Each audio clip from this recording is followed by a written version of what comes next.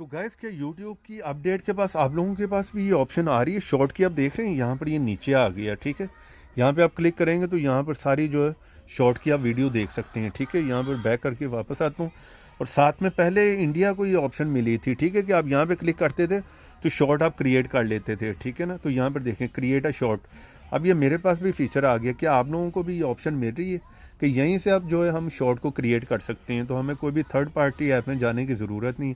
पहले हमें जो है वो वीडियो को क्रिएट करना पड़ता था, फिर हम अपलोड करते थे शॉर्ट की। तो यहाँ पर आप देख रहे हैं सारी ऑप्शन आ रही हैं। जैसे मैं यहाँ पे क्लिक करता हूँ तो यहाँ पर आप देखें हम क्रिएट कर सकते हैं यहीं से 15 सेकंड या 16 सेकंड की आप जितनी बनाना चाह रहे हैं, ठीक है।